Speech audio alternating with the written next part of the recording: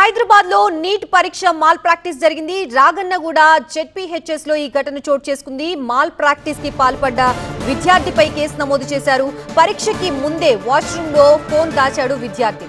పరీక్ష మధ్యలో వాష్రూమ్ కి వెళ్లిన విద్యార్థి చాలా సేపటి వరకు తిరిగి రాకపోవడంపై అనుమానం వ్యక్తం చేశారు. వాష్రూమ్ లో తనిఖీలు చేపట్టారు అధికారులు. ఫోన్ లో సమాధానాలు వెతుకుతూ ఆ విద్యార్థి చిక్కాడు. విద్యార్థి నుంచి ఫోన్ స్వాధీనం చేసుకున్నారు అధికారులు. విద్యార్థిపై పలు సెక్షన్ల కింద కేసులు నమోదు చేశారు. హైదరాబాద్ లో నీట్ పరీక్ష మాల్ ప్రాక్టీస్ జరిగింది. రాగన్నగూడ జెడ్పీహెచ్ఎస్ లో ఘటన చోటు చేసుకుంది.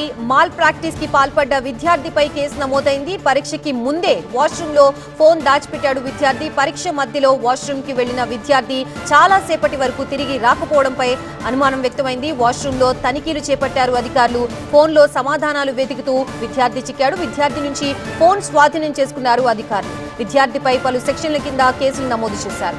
దీనికి సంబంధించిన పూర్తి డీటెయిల్స్ మా ప్రతినిధి రంజిత్ ఇస్తారు. రంజిత్,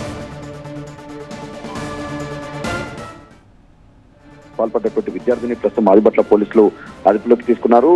ఈ రోజు ఉదయం 7 గంటల సమయంలోనే ముందుగానే సెంటర్ కి వెళ్లి అక్కడ వాష్రూమ్ లో ఫోన్ పెట్టాడు. జిప్లాక్ కవర్ లో ఆయన ఫోన్ పెట్టి ఆ ఫ్లష్ లో వేశాడు. ఆ తర్వాత ఎగ్జామ్ కి సంబంధించి ఎగ్జామ్ అటెండ్ అయిన హాఫ్ అన్ అవర్ కే ఆయన బయటకు వచ్చాడు.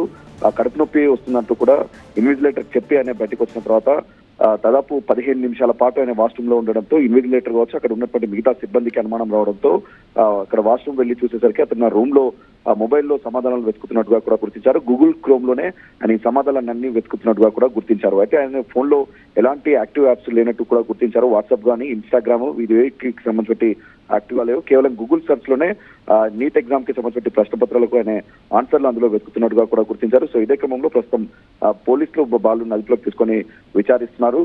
అదైతే బిఎన్ఎస్ 18 యాక్ట్ కింద కూడా ప్రస్తుతం మాల్ ప్రాక్టీస్ యాక్ట్ కింద కూడా విద్యార్థిపై పోలీసులు కేసు నమోదు చేసి దర్యాప్తు చేపడుతున్నారు. ఇందులో ఎలాంటి యాప్స్ వినియోగం జరగలేదనేది కూడా పోలీసులు ఫర్దర్ గా క్లారిటీకి వచ్చారు. Right, thank you Ranjith.